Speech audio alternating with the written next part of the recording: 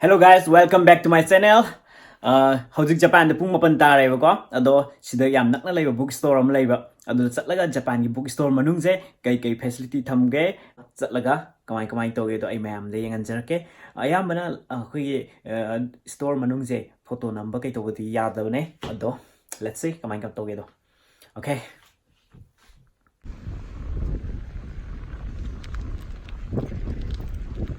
Koi lekai ni se. Asina keno ne Chinese restaurant.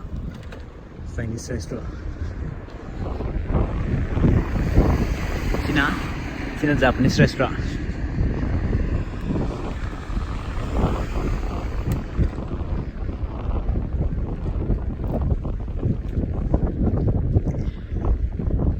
Yes, cycle to the go. Cycle the minute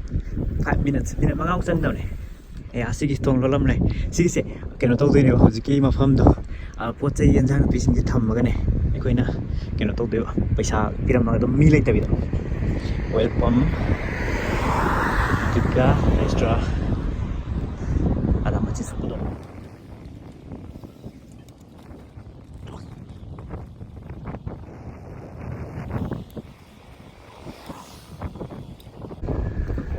Asida barista cafe. Amalai se keno ne bookstore manung de ne ko lai khas lai ga dum phamma pa ya bi ne ko.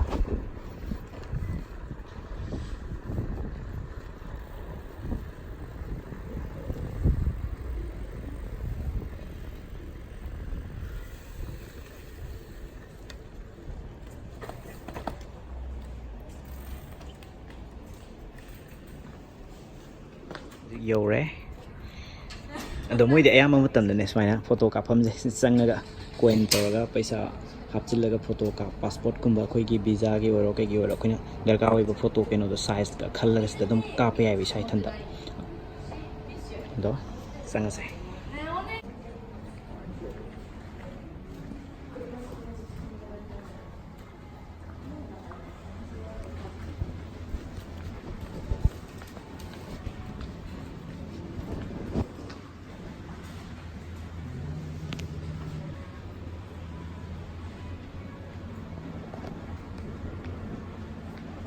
ꯑꯩꯈꯣꯏꯒꯤ ꯁꯤꯒꯅꯦꯆꯔꯁꯦ ꯁꯤꯜ ꯑꯃꯃꯝ ꯂꯣꯏꯅ ꯑꯣꯖꯥꯁꯤꯡꯁꯦ ꯃꯤ ꯈꯨꯗꯤꯡꯃꯛꯀꯤ signature ꯀꯩꯅꯣꯁꯦ ꯁꯤꯜ ꯑꯃꯃꯝ ꯂꯣꯏꯅ ꯄꯥꯏꯅꯦꯕꯀꯣ ꯑꯗꯨ ꯏꯟꯀꯥꯟ ꯍꯥꯏꯇꯥꯔꯦꯀꯣ ꯁꯤꯗ ꯌꯥꯎꯔꯤꯁꯦ ꯁꯤꯗ ꯍꯥꯞꯄꯒ ꯄꯨꯔꯒ ꯑꯗꯨꯝ ꯆꯠꯇꯣꯏꯅꯦ ꯑꯩꯈꯣꯏꯒꯤ ꯁꯥꯏꯟꯒꯨꯝꯕ ꯇꯧꯗꯅ ꯍꯧꯖꯤꯛꯇꯤ ꯀꯩꯅꯣ ꯇꯧꯋꯦ ꯃꯣꯏꯗꯤ ꯃꯤ ꯈꯨꯗꯤꯡꯒꯤ ꯁꯤꯜ ꯑꯃꯃꯝ ꯂꯩꯖꯩꯕ ꯑꯗꯨꯅ ꯑꯗꯨꯝ ꯑꯩꯈꯣꯏꯒꯤ ꯗꯣꯀꯨꯃꯦꯟꯒꯨꯝꯕ ꯁꯥꯏꯟ ꯇꯧꯕꯁꯦ ꯑꯗꯨꯃꯥꯏꯅ ꯇꯧꯔꯒ ꯇꯧꯋꯦ ꯑꯗꯣ ꯂꯣꯏꯅ ꯄꯣꯠ ꯆꯩ ꯃꯌꯥꯝꯁꯤꯗꯤ ꯎꯠꯂꯔꯣꯏꯒꯦ ꯑꯩ ꯑꯗꯨꯝ ꯆꯥꯎꯔꯥꯛꯄ ꯑꯃ ꯆꯠꯂꯒ ꯀꯩꯀꯩ ꯀꯃꯥꯏꯅ ꯇꯧꯒꯦꯗ ꯌꯦꯡꯉꯁꯦ ꯑꯩꯅ ꯎꯠꯅꯤꯡꯉꯤꯁꯦ ꯃꯅꯨꯡꯗ ꯀꯩꯅꯣ ꯇꯧꯕꯁꯦ ꯎꯠꯅꯤꯡꯕ ꯁꯨꯃꯥꯏꯅ stationery item pot chai mayam ama pencil column makan loin thamme na swaida aduga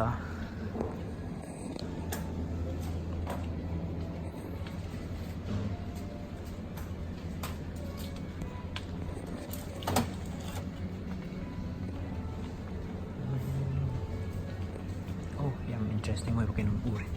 asida wa pambi man am howi se thammi se taina teo ꯑꯩꯈꯣꯏꯒꯤ ꯅꯨꯃꯤꯠ ꯂꯩꯕꯀꯣ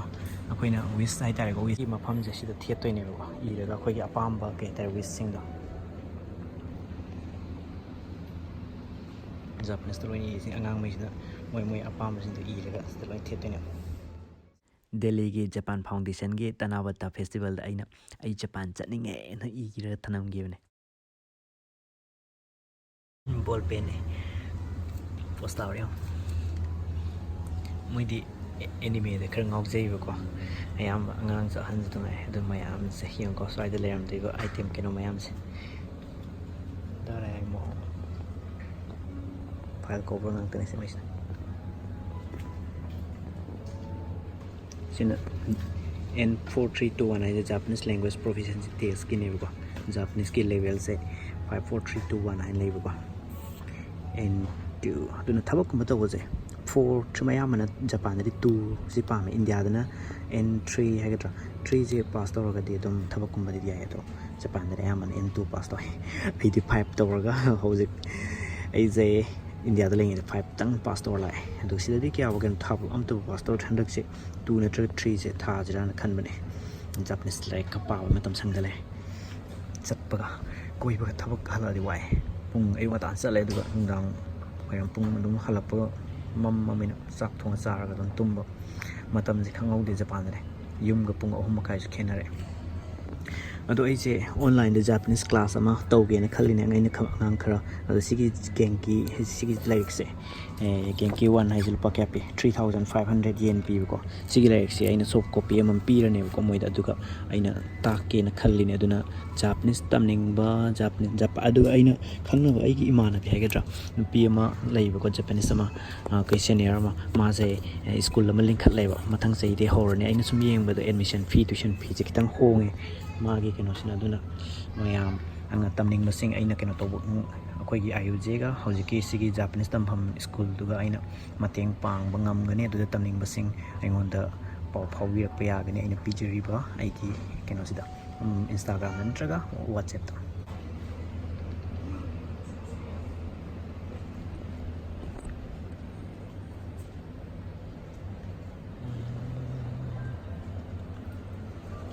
ꯈꯨꯌꯥꯝꯗꯣ ꯃꯪꯒ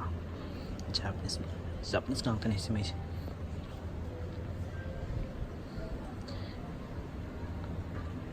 ꯑꯩꯈꯣꯏꯗꯣꯝꯗꯅ ꯃꯃꯤꯡ ꯆꯠꯄꯁꯦ ꯖꯥꯄꯅꯤꯁ ꯑꯦꯅꯤꯃꯦ ꯈꯔ ꯈꯛꯇꯅꯦꯕꯀꯣ ꯑꯗꯨ ꯁꯤꯗ ꯑꯅꯧ ꯑꯅꯧꯕ ꯃꯌꯥꯝ ꯊꯦꯡꯅꯩ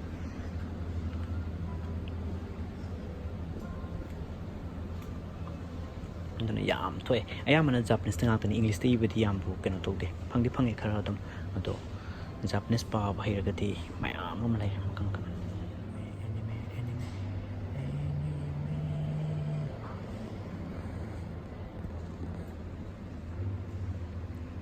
ꯄꯨꯊꯣꯛꯑꯒ ꯁꯤꯗ ꯑꯗꯨꯝ ꯐꯝꯃꯒ ꯑꯗꯨꯝ ꯄꯥꯔ ꯂꯩꯕ ꯌꯥꯏꯕ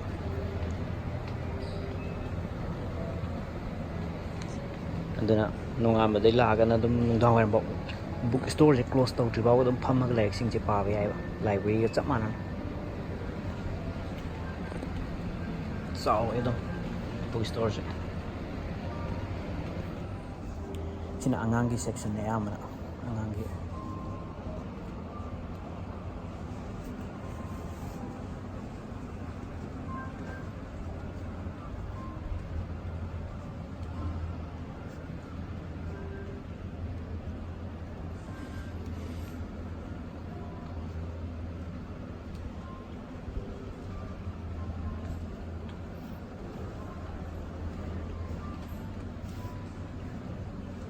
ꯑꯩꯅ ꯌꯦꯡꯅꯤꯡꯕ ꯈꯔꯗꯤ ꯌꯥꯎꯔꯦ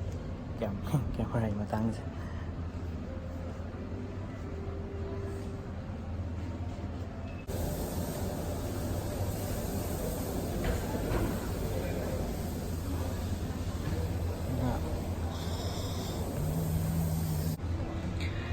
ꯁꯤꯗ ꯊꯝꯃꯤꯕ ꯂꯥꯏꯔꯤꯛꯁꯤꯡꯁꯦ ꯖꯄꯥꯟꯒꯤ ꯗ꯭राꯏꯚꯤꯡ ꯂꯥꯏꯁꯦꯟꯁꯀꯤ ꯇꯦꯁ ꯇꯧꯕꯗ ꯃꯣꯏꯒꯤ ꯔꯤꯇꯟ ꯑꯦꯛꯖꯥꯝꯒꯤꯅꯦꯕꯀꯣ ꯑꯗꯨꯅ ꯑꯩꯅ ꯍꯥꯏꯅꯤꯡꯕꯗꯤ ꯖꯄꯥꯟꯗꯗꯤ ꯀꯩꯅꯣ ꯇꯧꯋꯦꯕ ꯑꯩꯈꯣꯏꯒꯤ ꯕꯥꯏꯛ ꯑꯣꯏꯔꯣ ꯁꯤꯗ ꯂꯩꯔꯤꯕ 200 320cc ꯑꯗꯒꯤꯗꯤ ꯃꯣꯏ ꯀꯩꯅꯣ ꯑꯩꯈꯣꯏꯒꯤ ꯒꯥꯔꯤꯗꯨꯒꯤ ꯃꯇꯨꯡ ꯏꯟꯅꯀꯣ ꯀꯩꯅꯣ ꯂꯩꯕ ꯑꯩꯈꯣꯏꯒꯤ ꯑꯦꯛꯖꯥꯝ ꯂꯦꯚꯦꯜ ꯂꯩꯕ ꯒꯥꯔꯤ ꯃꯆꯥꯒꯤ ꯑꯗꯒꯤ ꯒꯥꯔꯤ ꯑꯆꯧꯕꯒꯤ ꯂꯥꯏꯁꯦꯟꯁ ꯐꯪꯉꯒꯗꯤ ꯃꯆꯥꯁꯨ ꯊꯧꯕ ꯌꯥꯏꯕꯀꯣ ꯑꯗꯨꯒ ꯑꯇꯣꯞꯄ ꯕꯥꯏꯛ ꯑꯆꯧꯕꯒꯤꯅ ꯀꯩꯅꯣ ꯇꯧꯋꯦ ꯑꯗꯨꯅ ꯂꯥꯏꯔꯤꯛꯁꯤꯗꯅꯦ ꯂꯥꯏꯔꯤꯛ ꯑꯃꯈꯛꯇꯪ ꯂꯧꯔꯒ ꯌꯦꯡꯁꯦꯕꯀꯣ ꯃꯆꯥ ꯑꯃ ꯁꯤꯒꯤ ꯂꯥꯏꯔꯤꯛꯁꯦ ꯑꯃ ꯂꯧꯔꯁꯦꯕꯀꯣ ꯊꯥꯏ ꯀꯌꯥꯝ ꯀꯩꯅꯣ ꯇꯧꯒꯦꯗ ꯌꯦꯡꯉꯣ ꯁꯤꯗ ꯌꯥꯎꯔꯤꯕ ꯇ꯭ꯔꯥꯐꯤꯛ ꯔꯨꯜ ꯃꯌꯥꯝꯁꯦ ꯂꯣꯏꯅ ꯄꯥꯔꯒ ꯀꯩꯅꯣ ꯈꯪꯉꯒ ꯀꯩꯅꯣ ꯇꯧꯗ꯭ꯔꯒꯗꯤ ꯂꯥꯏꯁꯦꯟꯁ ꯀꯩꯅꯣꯁꯦ ꯄꯤꯗꯦꯕ ꯑꯗꯨꯅ ꯔꯨꯜꯁꯤꯡꯁꯦ ꯈꯪꯉꯒꯗꯤꯕꯀꯣ ꯁꯤꯗ ꯌꯥꯎꯔꯤꯕ ꯀꯩꯅೋ ꯇꯧꯔꯤꯕ ꯔꯨꯜ ꯏꯔꯤꯕ ꯃꯌꯥꯝꯁꯦ ꯃꯣꯏꯅ ꯈꯪꯉꯒꯗꯤ ꯀꯩꯁꯨꯝ ꯒꯥꯔꯤ ꯊꯧꯕꯗꯀꯣ ꯑꯦꯛꯁꯤꯗꯦꯟꯒꯨꯝꯕ ꯊꯣꯛꯄ ꯈꯣꯠꯄꯒꯤ ꯀꯩꯅꯣꯁꯤꯗ ꯆꯥꯟꯁ ꯌꯥꯝ ꯅꯦꯝꯒꯅꯦꯅ ꯈꯜꯂꯦ ꯑꯗꯨꯅ ꯑꯩꯈꯣꯏꯗꯗꯤ ꯁꯨꯝꯕꯒꯁꯦ ꯀꯩꯝ ꯂꯩꯇꯦ ꯑꯗꯨꯅ ꯁꯨꯝꯕ ꯑꯩꯈꯣꯏꯒꯤ ꯖꯄꯥꯟꯗ ꯂꯩꯔꯤꯕ ꯁꯤꯁꯇꯦꯝꯁꯦ ꯁꯨꯃꯥꯏꯅ ꯑꯇꯩꯒꯤ ꯅꯠꯇ꯭ꯔꯒꯁꯨ ꯒꯥꯔꯤ ꯊꯧꯕ ꯍꯥꯏꯁꯤꯗꯤ ꯌꯥꯝ ꯆꯦꯛꯁꯤꯟꯍꯟꯅꯤꯡꯉꯦ ꯑꯦꯛꯁꯤꯗꯦꯟ ꯅꯣꯡꯃ ꯀꯥꯡꯗꯅ ꯑꯦꯛꯁꯤꯗꯦꯟ ꯑꯗꯨꯝ ꯊꯣꯛꯄꯅꯦ ꯃꯤꯁꯤ ꯃꯤꯅꯥꯁꯦ ꯌꯥꯝ ꯇꯣꯏꯕꯀꯣ ꯃꯅꯤꯄꯨꯔꯗꯗꯤ ꯑꯗꯨꯅꯅꯦ ꯁꯤꯗ ꯌꯥꯎꯔꯤꯕ ꯏꯔꯤꯕ ꯄꯥꯔꯤꯕ ꯀꯩꯅꯣ ꯇꯧꯔꯤꯕ ꯃꯌꯥꯝꯁꯦ ꯑꯩꯅ ꯍꯥꯏꯐꯦꯠ ꯑꯩꯁꯨ ꯀꯨꯏꯗ꯭ꯔꯤꯕꯀꯣ ꯂꯥꯏꯁꯦꯟꯁ ꯀꯩꯅꯣ ꯇꯧꯕꯁꯦ ꯆꯍꯤ ꯐꯥꯗ꯭ꯔꯤꯕ ꯑꯗꯣ ꯃꯣꯏꯒꯤ ꯗ꯭राꯏꯚꯤꯡ ꯂꯥꯏꯁꯦꯟꯁꯀꯤ ꯁꯤꯒꯤ ꯂꯥꯏꯔꯤꯛꯁꯦ ꯄꯥꯕꯗꯅꯦ ꯑꯗꯨꯗ ꯑꯩꯉꯣꯟꯗ ꯍꯣꯏ ꯈꯪꯗꯕ ꯃꯌꯥꯝ ꯑꯃꯁꯨ ꯀꯩꯅꯣ ꯇꯧꯋꯦ ꯑꯩꯈꯣꯏꯒ ꯃꯥꯟꯅꯗꯕ ꯁꯤꯁꯇꯦꯝ ꯃꯣꯏ ꯆꯥꯎꯈꯠꯄ ꯑꯩꯈꯣꯏꯒ ꯌꯥꯝ ꯈꯦꯠꯅꯔꯒꯁꯨ ꯑꯩꯈꯣꯏꯅ ꯇꯧꯕ ꯌꯥꯕ ꯍꯥꯏꯇꯥꯔꯦꯀꯣ ꯕꯦꯁꯤꯛ ꯁꯤꯗꯒꯤ ꯈꯤꯇꯪ ꯃꯣꯏꯗ ꯌꯥꯎꯔꯤꯕ ꯃꯣꯏꯅ ꯁꯤꯖꯤꯟꯅꯔꯤꯕꯁꯦ ꯑꯩꯈꯣꯏꯁꯨ ꯀꯩꯅꯣ ꯇꯧꯔꯒꯗꯤ ꯑꯦꯛꯁꯤꯗꯦꯟ ꯊꯣꯛꯄꯒꯤ ꯆꯥꯡꯁꯦ ꯌꯥꯝ ꯍꯟꯊꯒꯅꯤꯅ ꯈꯜꯂꯦ ꯑꯩꯉꯣꯟꯗ ꯂꯥꯏꯔꯤꯛ ꯑꯃ ꯂꯩꯕꯀꯣ ꯁꯤꯒꯤ ꯂꯥꯏꯔꯤꯛꯇꯣ ꯑꯌꯥꯝꯕ ꯁꯤꯗꯤ ꯖꯥꯄꯅꯤꯁ ꯉꯥꯛꯇꯅꯤ ꯈ꯭ꯋꯥꯏ ꯂꯨꯔꯤꯁꯦ ꯑꯩꯈꯣꯏꯒꯤ ꯖꯥꯄꯅꯤꯁ ꯈꯪꯗ꯭ꯔꯒꯗꯤ ꯒꯥꯔꯤ ꯊꯧꯕꯗ ꯑꯩꯈꯣꯏ ꯈꯤꯇꯪ ꯀꯩꯅꯣ ꯇꯧꯋꯦꯕ ꯀꯩꯒꯤꯅꯣ ꯍꯥꯏꯕ ꯃꯇꯝꯗ ꯑꯩꯈꯣꯏꯒꯤ ꯃꯥꯒꯤ ꯇ꯭ꯔꯥꯐꯤꯛ ꯔꯨꯜ ꯀꯩꯅꯣ ꯃꯌꯥꯝꯁꯦ Japanese Japanese tang hangte ibi yaw ko haide sida lambi gi keno ta isin jo sigi sising ji khanga ga de dum kesum keno to budan tre gari khoi da gi yam hele tare moina ko sigi mayam se se thari mayam se sumaina lambi thog mo tam loi thenga doine parking u turn low ya da ba and the sigi yellow line chura ga de khoi overtake mi ama thori ngai da ma hengat pe ya da ba speed limit na kamain to ba 30 thar ga di 40 tagi 30 to 40 ba marak 30 makha thog da ba and the gi cross to ga di pa cycle bike thog gi so mafam bike thori na khoi gi keno to ba ya da mafam yam lei ba ko mai lei ba kak pa ya da ba aduna rule ji loina follow to ga di point ka aga license to moi gi matam khar phang I keno to loksin gi ba to de keno to bai chance yam wang aduna traffic se loina ayam follow to ne aduna ne Japan de accident thok bai chance yam neme thok thoi adu moi stop to te khoi ui jam lam sang thorok ba da khoi tumning ba khoning ba legi kitang section hok da thoi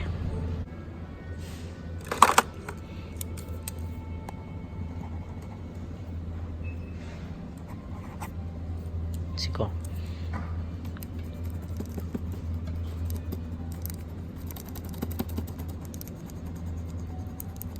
mutat pa yabi ball pen mutat pa yabi 360 lupa so kum samri da mai PC kolom se makan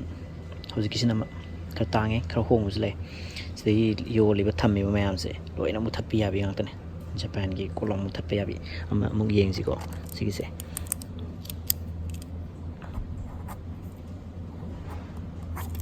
siko siko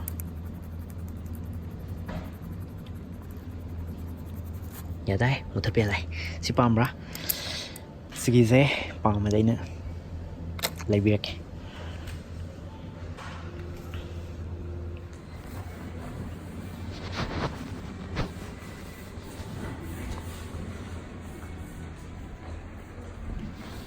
guys ai hojik bookstore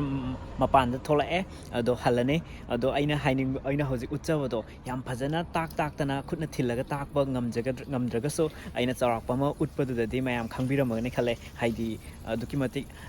manga gumba magazine makan bookstore je manung ji yam chawe aduga lairik akoina apam do khallaga phammaga dum parba leibusi yai akoge kuina phamme ga haina akoge saudana tan thorpa akoge keno tawba dum ba kaisum toroi aduna ne lairik paningba akoina leibu ngamdaba lairik so ko sangaga phammaga adum pa ba yai ko aduna le bookstore se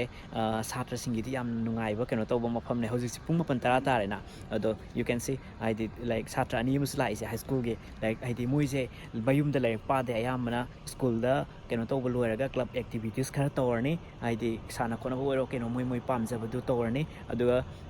loiraga akhoi gi assignment kai je restaurant natraga mafam leibo ko like pawam study keno jaga chatlaga pagani natraga sumaina bookstore stationery am changena phammaga like to paraga home assignment kai ma'am tawraga yumda haladuna yumda yam thengna adum hallaga pot yobuga dinner charaga keno tawba yabagi pothaba yabagi changda dumaina keno theng hanne tare akhoi ge school suti tabaga yumda chelaga yumda like pawabdo adugi keno to tongna de Japan de akhoi ge moi like class tawrani class loiraga moi gi club activities mayam am yawroni club activities to loiraga club activities ai keno ne moi pam jaba club group keno sem gane ko adugi punga ma oro ani oro practice to bo kai to mayam da adu ne ko adu loiraga moi school gi kai assignment mayam to orni adu loiraga smaina halaga like kumba darkar warga na chang bookstore kumba da la ani natraga na dum hangi de ne ko duna ngasi gi mayam matang swai da ai gi blog losin jarage thank you very much anoba subscriber singjo adum keno to bio khangning adom ne yengning ba blog Japan gi matang da khangning bu sing da ingon da dum haibiro good night